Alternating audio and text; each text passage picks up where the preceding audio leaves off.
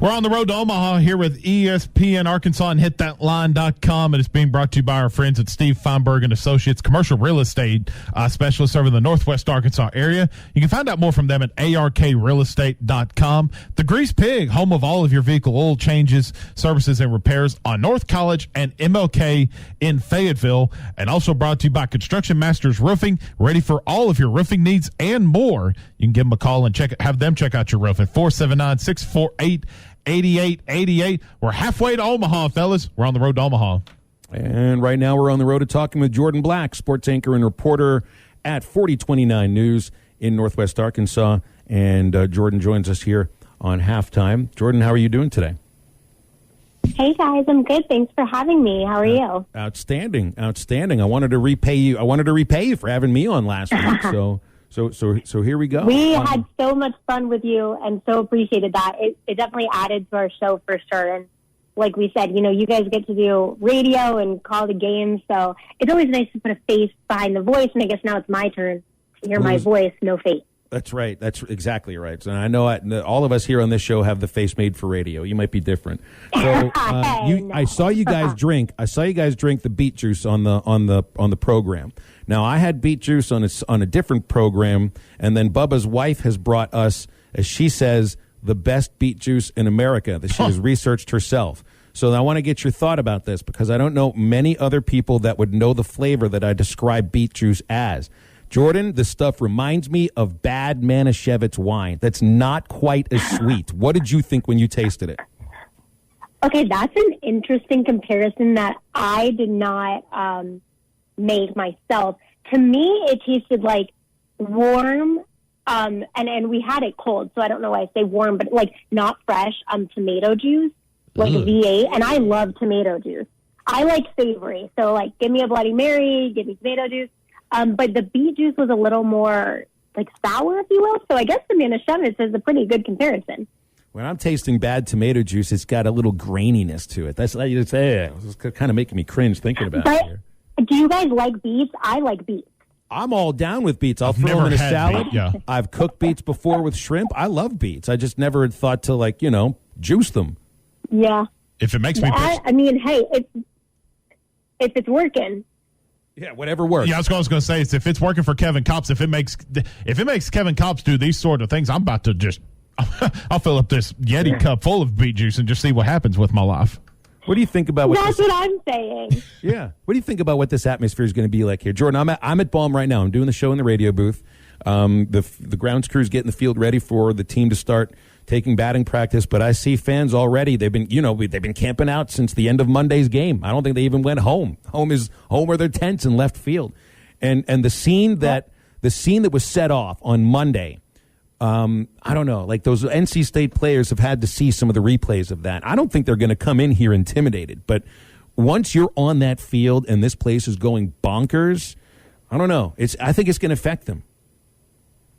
I think you're absolutely right. We've talked a lot about NC State's road record, and yeah, they're so good on the road, but they've never played at Baum Walker. And I'm sure, like you said, they've seen the clips of the Welch homer and just the end of the game, but they've never been there. And what Welch was saying, like you felt it in your body, your helmet was shaking. And we were talking to John Williams yesterday, who kind of compared it to the Kentucky and Arkansas basketball game a couple years ago, right after Coach Cal got ejected. Like that kind of energy, I think is a good comparison where like you can't hear your own thoughts because it's shaking. And you guys were there, and I actually was there on Monday as a fan, if you can believe. As you guys know, days off are kind of funky in the sports world. So it was so electric and really unlike anything I've ever experienced as a fan. So I think NC State, I don't know if they'll be intimidated, but I do think it'll be hard to get used to. And when you talk about these fans who have camped out even since Monday, we talked to some yesterday who'd been there since last Thursday. Yeah. So they stayed for the regional and super regional. And I, as someone who went to school in North Carolina, just down the road at the better school with a light blue color, I know that their fandom is not as great as what Arkansas fans is. So I think it is going to be an adjustment. So now give me an idea about like where NC State fits into that whole area in North Carolina, because, Duke and North Carolina are the rivals. I don't know exactly where NC State fits in or where Wake Forest fits in. So, How do those other schools view NC State athletics? Thank you for asking that question. So I went to North Carolina just as a student, and I didn't grow up there. But when you go to college at UNC, you learn this little chant. It's like Duke is puke, Wake is fake, NC State is the one we hate.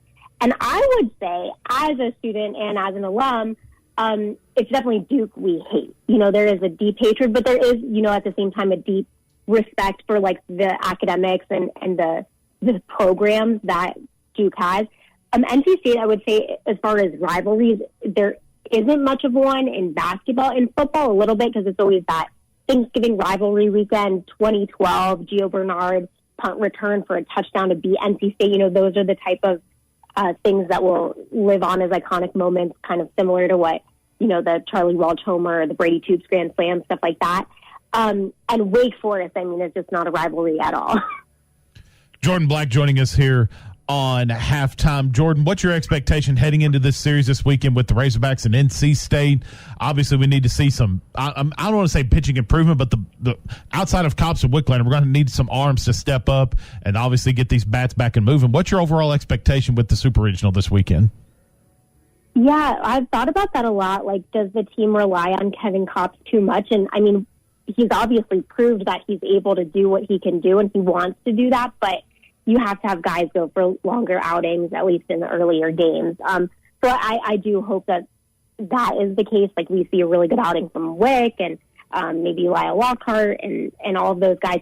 And then, like the bats, you said, we have talked so much about how prolific this batting order is and how really any guy can step up at any time, but it has to be earlier. And It's always easier said than done, right? Baseball, you can't just be like, I'm going to hit a home run right now. You could say that and maybe it'll come true, but more likely than not, we just know that it's a little harder to get your offense started in a sport like baseball than it is in football or basketball. So I'd like to see the bats go earlier, but if they don't, am I concerned? Not at all, because they proved time and time and again, if they're down, it's not a problem. And so I would say, yeah, I would like to see them go a little bit earlier, but I don't think that'll shake them if it's not. And I'm sure you guys have talked about this. It's kind of been the theme all season long. It's just really a really neat team, a makeup where they all rally around each other and they love each other so much, and any guy can be the guy. Mm-hmm. And we've seen that time and time again. So I think, if Christian Franklin's bat isn't hot this weekend, that's okay, because maybe Casey's is, or maybe Matt Goodhart starts hitting the ball and seeing it well, or any of these guys, Robert Morris. There's so many of them that really are able to step up to the plate. And I think NC State's offense is really good, but Arkansas is among the best, if not the best, in the nation right now. Yeah, Jourdan, you kind of led into what I was fixing to bring up here. We had this text earlier this morning from Brandon in Paris talking about a couple guys you just mentioned, Christian Franklin, Robert Morris, Slavens, or anybody in there. Matt Goodhart, you brought him up. Is there one of those players that you just mentioned, or someone maybe we haven't so far, that if they step up at the plate and go 1 for 3, 2 for 4, whatever they can do from the plate, but bring in some runs? Is there one player that if they step up, you feel really good about Arkansas's chances of maybe sweeping this Super Regional or winning the series outright? Yeah, that's such a good question. Watching the game Monday and being there, I was a little concerned seeing Brady Slavens in the lineup, because I think he's just been a little rusty, obviously with the injury, and very understandably so, and Matt Goodhart as well. But when you ask if there's one person who you're not concerned about, I think it's Christian Franklin. I've been so impressed with him since he came here. There's just something about him that I know he gets a lot of love, but even as a sportscaster, like, we're always talking about Kevin Kopps and we're always talking about Robert Moore. I just think there's something so special about Christian Franklin. And I think back to the first game against NJIT when he has that amazing catch to secure, not scoring 2 runs by the Highlanders. And then he comes back and he hits a home run, and he doesn't ever take his at-bats to the outfield, but he's also able, like we saw in the game against Nebraska on Monday, to take all those balls and get on base. And had he not gotten on base, I don't know if they wouldn't have come in, those runs. So I think Christian Franklin's kind of that guy where I'm like, I think he might be a little underrated, and maybe that's a hot take because I know he's on these draft boards, but I don't know that he gets as much love as I think he deserves. I want to bring Phil back into this, and because go back to what we were talking about, Kevin Kopps, and you mentioned him earlier, just been astounding for this team. I mean, I'd be curious, kind of like if you had no Kevin Kopps on this baseball team, where would the squad be right now heading into the postseason right now? Justin Van Buren brings up a text that says, is Beets to Kopps the same as spinach was to Popeye? That's a great analogy. That is. Dave Van Horn has said it time and time again that the team wouldn't be where they are without Kevin Kopps, and we've seen that because he's able to shut the door on time after time, and then like when you see what he just brought to the energy of the squad, like when he's able to shut down NC State and they have Nebraska a quick inning, and then Arkansas comes up and their bats get going. Like I see the energy, I see the relationship between him and Casey Opitz. I see the respect his teammates have for him. In every post-game press conference, whenever players are asked about Kevin Kopps, they not only say, is he so good and is he better than anyone they've seen in college baseball ever? And I've heard that in so many interviews I've done outside of press conferences as well. But they say there's no guy more deserving just for his attitude and his, composure and poise and grace and faithfulness. And I think that's something that we probably haven't talked about because we don't get to see that side as much. He's very poised at the podium.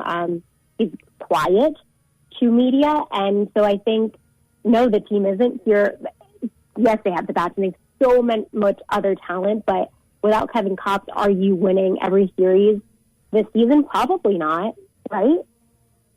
It doesn't fit the mold of what a lot of people want a college baseball player to be now, which is look, the Virginia closer, and I like the guy. He's a great pitcher. He's entertaining. He's nutty. He's entertaining. There's a lot of other pitchers that we see, some Ole Miss pitchers, that have multiple personalities. It says 100 and die on his glove. He's referring to the number of personalities. We see the way that players celebrate time and time again. And I'm not making any value judgment on any of that, to be honest, right now. Kevin Kopps, though, does not fit that mold. He fits the mold of act like you've been there every single time. Yep.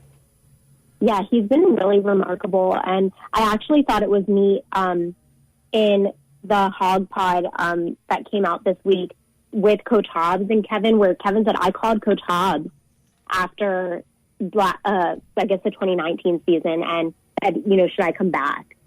And can you imagine if that conversation didn't end up the way it did? And I think Coach Hobbs has such a good eye for pitchers. I mean, we've seen that with what this bullpen looks like. But to be able to see something in someone and then to kind of, the way that he's just kind of really mastered this one pitch, and that the fact that no hitter is able to hit him is just, it's really, really unbelievable. I hope he wins the Golden Spikes. I'm rooting for him. I'm voting for him. I don't see anybody else who's been as outstanding this year. Again, I haven't watched all those games like you guys are talking about, all those other players. Vandy has those two pitchers on there, and Mississippi State has a couple players, and the shortstop pitcher from Nebraska that we saw, who was pretty remarkable himself. But Kevin Kopps' numbers speak for themselves, and then, like you said, the way he just acts and carries himself, I think, is pretty neat too. Jourdan, we got to run. Appreciate your time. Lots of fun talking with you. Hopefully we can do this again. Thanks, Jourdan. Thank you, guys. I appreciate it. You got it. And I'm okay raising a nice, tall Bloody Mary instead of a nice, cold glass of Manischewitz any day of the week. Bloody Mary would be a heck of a lot better. All right, we are brought to you by Wheels RV in Springdale. They want you to seek out everything the Natural State has to offer this year. You can explore Arkansas in a new RV from Grand Design, Forest River, KZ, Heartland, Keystone, or Alliance. That's all the best brands and the best prices. You'll find them and peace of mind at Wheels RV. Every new purchase, lifetime warranty, and a mobile service shuttle that keeps you camping. So come on in, discover why Wheels RV has been voted best RV dealership in Northwest Arkansas. They're 5 miles west right off I-49. That's exit 72. Seek, explore, discover with Wheels RV. Wrapping things up with a quick halftime homework assignment next.